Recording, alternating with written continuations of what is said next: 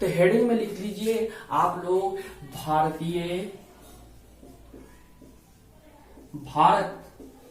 का इतिहास। अब बताइए भारत का इतिहास, भारत बाद में पढ़ना है, इतिहास के बारे में मैं पहले बता दूं। इतिहास है क्या सॉरी तो इतिहास के बारे में तो हमने किसी टीचर से जब पूछा, आपने जब मैं बचपन में था तो पूछा कि इतिहास क्या होता है, इतिहास का मतलब क्या होता है। तो उन्होंने कहा क्या है ये इतिहास, तो उन्होंने कहा कि इन्हें दो पार्ट में बांट के दिखाओ। तो जैसे कि कहे, सबसे पहले वो कहे कि विद्यालय लिखिए, विद्यालय लिखिए, इसको दो भागों में काट के दिखाइए। तो हमने क्या किया, विद्या जोड़ लय लिख दिया। फिर उन्होंने कहा विद्यार्थी को आप दो पार्ट में बांट के दिखाइए। तो हमने कर दिया विद्या जोड़ थी, ऐसे कर दिया। फिर उन्होंने कहा इतिहास है, इतिहास को दो भागों में बांट के दिखा दीजिए। तो मैंने इसे दो भागों में बांट के दे दिया। फिर उन्होंने कहा ये तो तुम्हारा संधि विच्छेद ठीक है। उन्होंने कहा कि इसका संधि विच्छेद व्याकरण में आप पढ़े होंगे कि या नहीं भी पढ़े होंगे, तो इसे ही संधि विच्छेद कहा जाता है।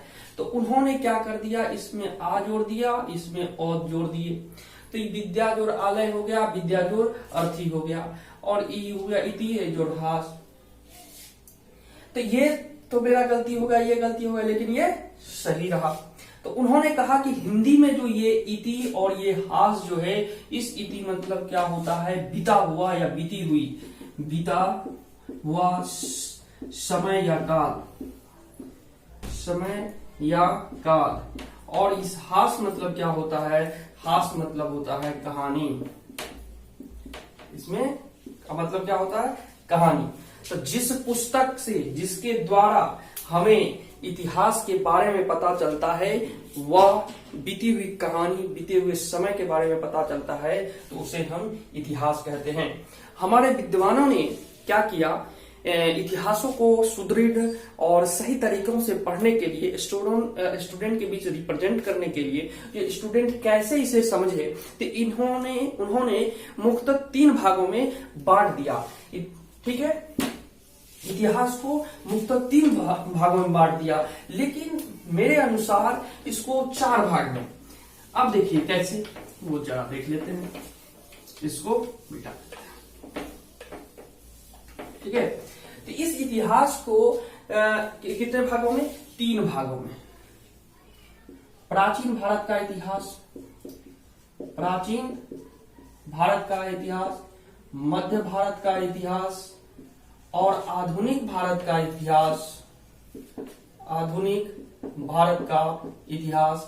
और हमको एक और इतिहास पढ़ना होता है जो कि स्वतंत्रता के उपरांत होता है, स्वतंत्रता के उपरांत,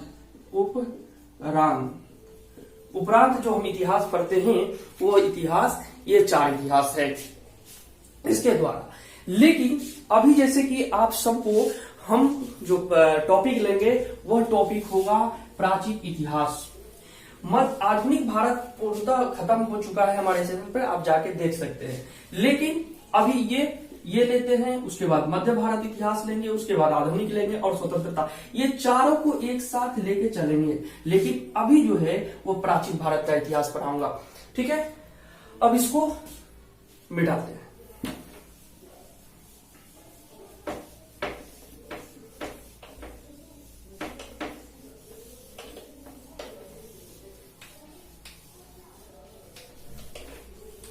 ठीक है, ठीक है। तो अब यहां पे आप हेडिंग में दे सकते हैं प्राचीन भारत का इतिहास। ठीक है, प्राचीन भारत का इतिहास। ठीक है,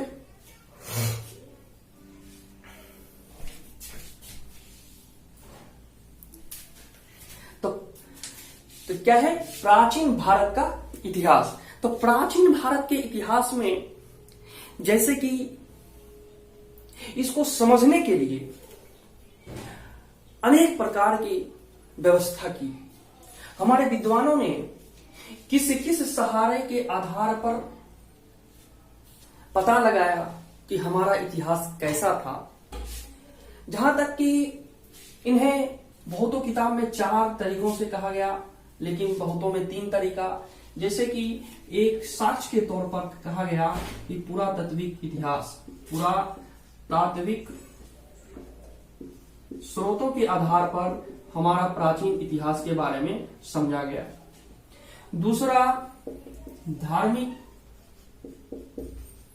धार्मिक स्रोतों के आधार पर हमारे प्राचीन इतिहास को समझा गया। तीसरा, आप ऐतिहासिक स्रोतों के आधार पर समझा गया। चौथा, आप विदेशियों का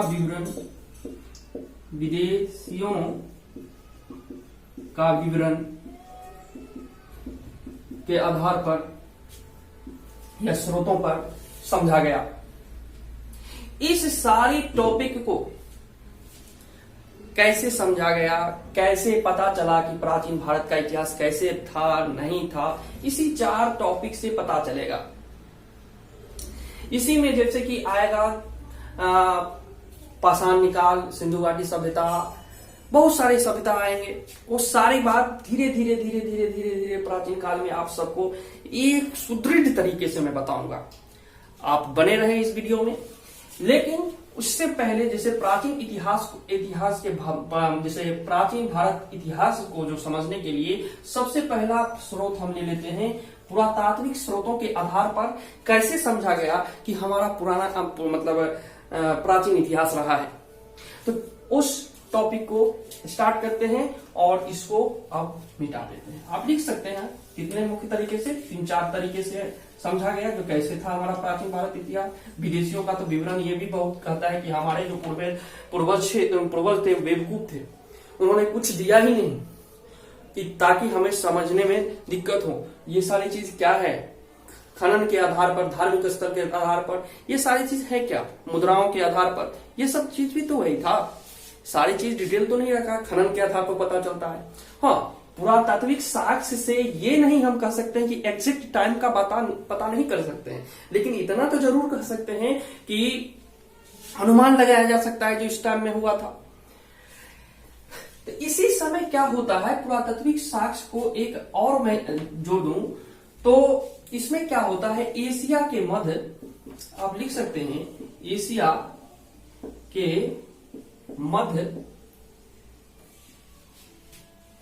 के मध्य बोधन कोई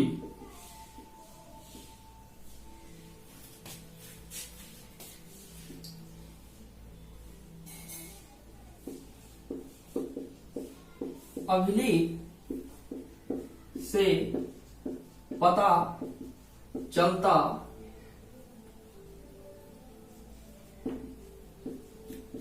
है कि 1400 ईसा पूर्व में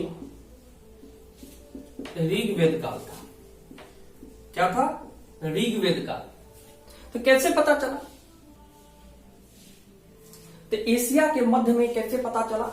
एशिया के मध्य में बोधन कोई अभिलेख से यह पता चलता है कि 1400 ईसा पूर्व में ऋग्वेद काल था। ठीक है, इसी पर अब जैसे कि आप लोग को हम लिए चलते हैं कि अब पुरातात्विक स्रोतों में भी कौन कौन ऐसे टॉपिक हैं जिसके आधार पर पता चला कि हमारा पुराना इतिहास रहा है, प्राचीन इतिहास रहा है। तो उसमें आप लिख सकते हैं किस किस आधार पर। तो पहला जो आप लिख सकते हैं, अभिलेखों के आधार पर पता चला, अभिलेखों से पता चला, अभिलेखों के आधार पर पता चला। उसके बाद 2 नंबर में आप लिख सकते हैं मुद्रा, मुद्रा के आधार पर पता चला हमारा इतिहास कैसा इतिहास था। तीसरा आप लिख सकते हैं मूर्तियों के आधार पर पता चला। चौथा आप लिख सकते हैं भवन के आधार पर पता चला, या इमारत के आधार पर पता चला। उसके बाद आप लिख सकते हैं बहुत सारे अवशेष, बहुत सारे अवशेषों के आधार पर पता चलता है कि हमारा पुराना इतिहास रहा है, आधार पर पता चलता है। अब एक और है, अब जैसे कि आप कह सकते हैं चित्रकला के आधार पर भी पता कर सकते हैं। ये सारी चीज जब मिलते हैं ना, तो इससे ये साबित होता है कि हमारा पुराना इतिहास रहा है।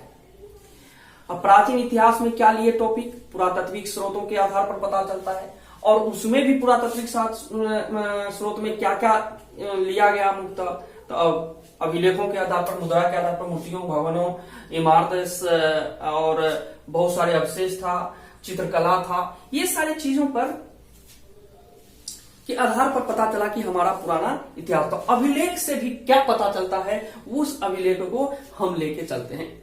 अब एक टॉपिक देते हैं, अब पुरातात्विक स्रोत में भी एक अभिलेख मात्र टॉपिक होता है, उस पर अभी डिस्कशन करते हैं। उसके बाद मुद्राएं पर डिस्कशन करेंगे, उसके बाद मूर्ति के क्या क्या मिला, भवन के आधार पर क्या मिला, उसके बाद अवशेषों के आधार पर क्या मिला, चित्रकला के आधार पर क्या मिला, ये सारे टॉपिक 1 बाय 1 करके आप लोग के बीच रखूंगा।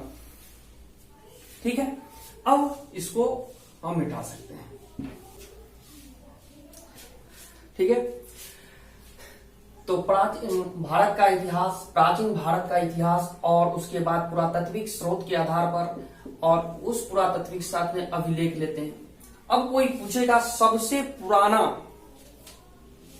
अभिलेख कौन सा अभिलेख है, तो अभिलेख में क्या हुआ, सबसे पुराना लिखिएगा, सबसे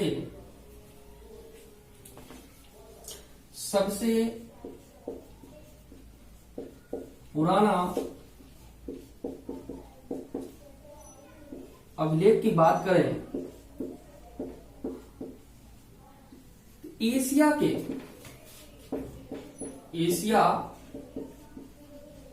के मध्य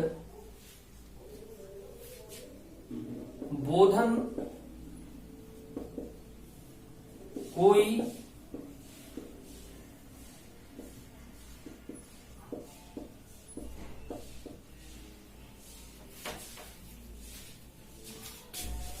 एशिया के मध्य बोधन कोई अभिलेख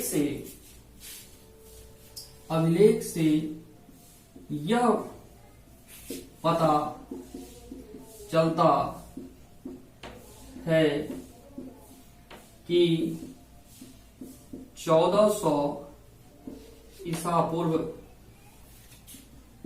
पहले ऋग्वेद काल था। ठीक है, ऋग्वेद काल था। अब इसी में बात अब करते हैं कि अभिलेख कौन कौन से अभिलेख हैं। तो आप अभिलेख में लिख सकते हैं, एक तो गुफा लेख लिख सकते हैं, गुफा लेख भी लिख सकते हैं। उसके बाद 2 नंबर में आप लिख सकते हैं शिलालेख भी लिख सकते हैं, ये सब नाम है, शिलालेख लिख सकते हैं। उसके बाद तीसरा लिख सकते हैं, तीसरा क्या लिख सकते हैं, स्तंभ लेख लिख सकते हैं। चौथा आप लिख सकते हैं ताम्रपत्र। ये सारे अभिलेख हैं। इस अभिलेख के आधार पर हमारे पुराने इतिहास के बारे में पता चलता है। तो अब इस अभिलेख से तो ये सब चीज पता चला।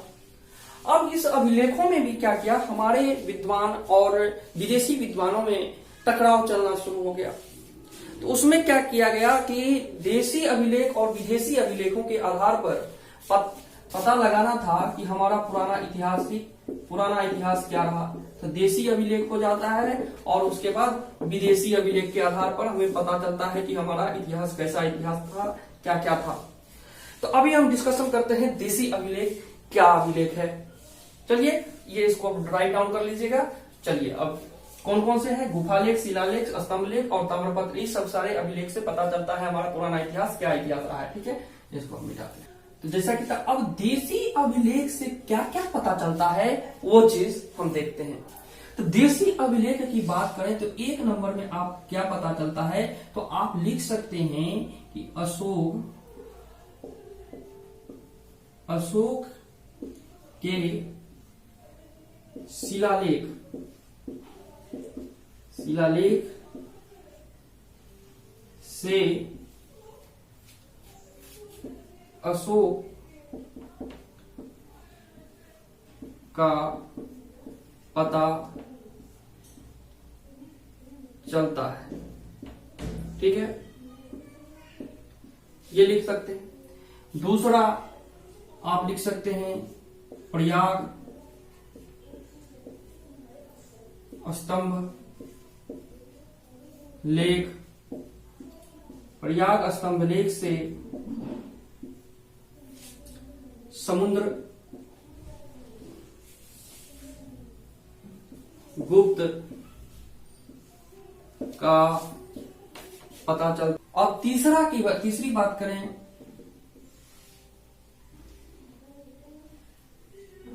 महरौली, क्या महरौली के स्तंभ लेख से चंद्रगुप्त द्वितीय का पता चलता है। चौथा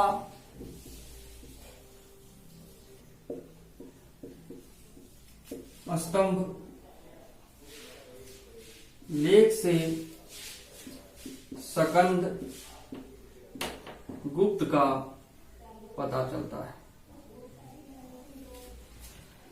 ये देशी अभिलेख से किसकी क्या अशोक का पता चला, समुद्रगुप्त का पता चला, चंद्रगुप्त द्वितीय का पता चला और सकंद गुप्त का पता चला। इस सारी बात से अब विदेशियों को क्या पता चलता है, जरा ये भी देख लेते हैं।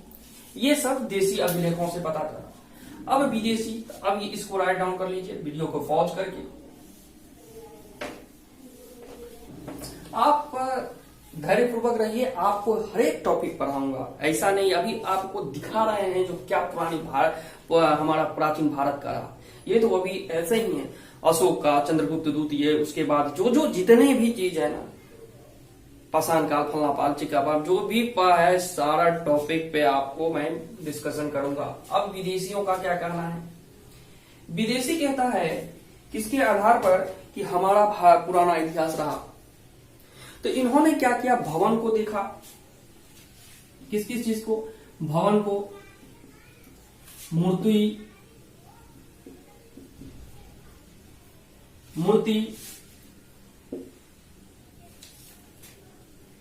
पुरानी इमारतें,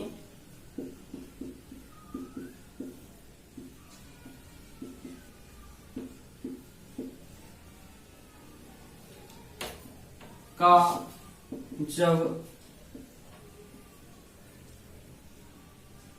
खनन हुआ तब विदेशी माना, जब ये सारी चीज निकलना शुरू किया तब विदेशी माना कि हमारा प्राचीन भारत का इतिहास है, यानी कि प्राचीन में हमारा कुछ न कुछ था यहाँ। और विदेशियों को एक चीज और पता चलता है, एशिया के माइनर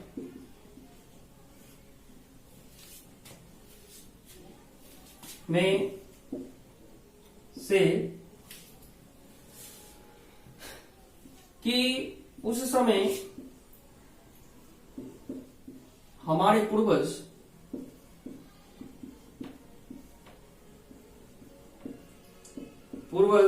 जो थे वो इंद्र,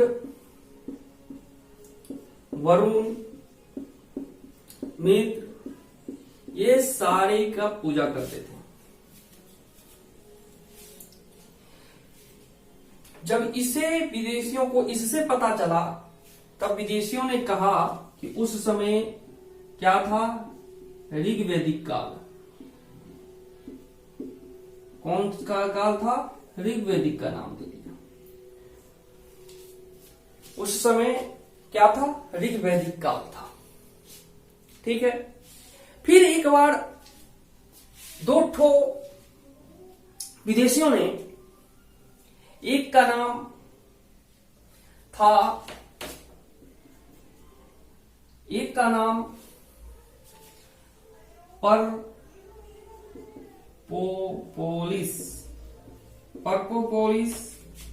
और दूसरा का नाम था नक्स ए रुस्तम।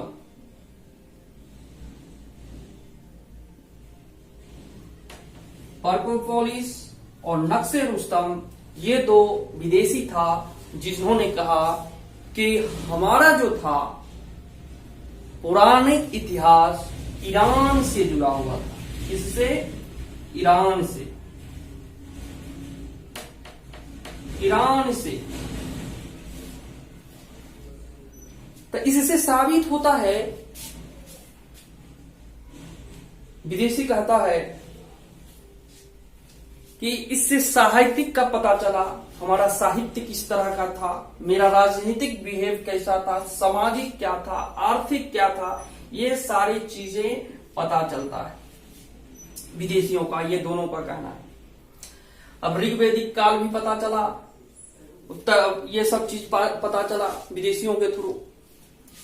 अब जैसे कि अब अभिलेख में जो जो चीज हमें पता चला उसकी तो डिस्कशन हम कर लिए। अब जैसे कि अभिलेख के बाद आपको मुद्राएं पढ़ाऊंगा, उसके बाद अवशेषों के आधार पर कैसे पता चलता है वो भी पढ़ाऊंगा, चित्रकला के आधार पर कैसे पता चलता है कि हमारा पुराना भारत का इतिहास क्या रहा है वो भी पढ़ाऊंगा। जो भी टॉपिक्स आएंगे वो सारे चीज एक एक करके आपको, अभी तो मात्र आपको पुरातात्विक स्रोतों के आधार पर ही ले चलते हैं, उसके बाद धार्मिक के है, ऐतिहासिक है, ये सारे वीडियो को यहीं पर रोकना पड़ेगा, टाइम बहुत हो चुका और वीडियो भी थोड़ा लंबा हो गया, तो ज्यादा किसी भी चीज की जानकारी के लिए आपको समय देना ही पड़ेगा। तब तक के लिए नमस्कार। अगले वीडियो का आप नेक्स्ट क्लास में देखें। धन्यवाद।